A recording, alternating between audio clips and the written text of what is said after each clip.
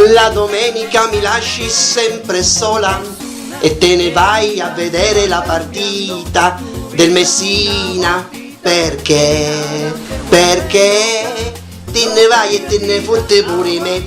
Amici, sicuramente mi avrete ben riconosciuta. Sono la signora Concetta Ascuncasata, la moglie del noto cabarettista di Messina, pari a poco.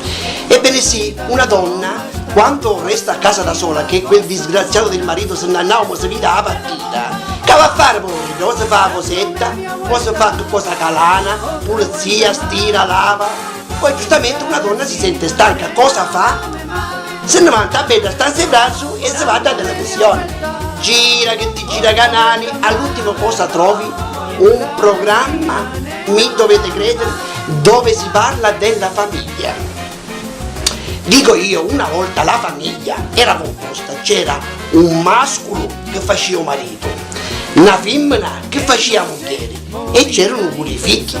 Oggi siamo comunati che avevo due mascoli e una femmina, due femmine e un mascolo, due mascoli e due femmine, l'amico con l'amica, l'amica con l'amico, la compagna che accompagna.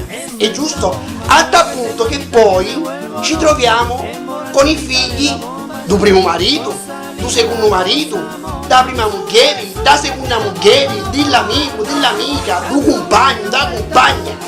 Basta! Dopo tutto sto gran buntello non si sanno sti figli dove sono, non si ne poccano. Basta!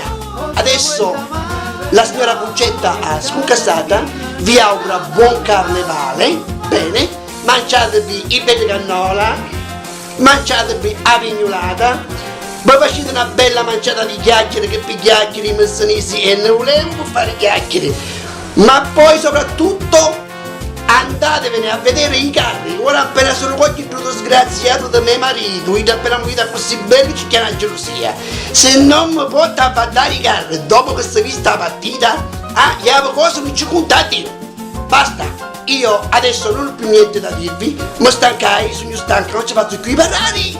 La signora Concetta Ascuncasata vi dà appuntamento alla prossima volta. Ciao!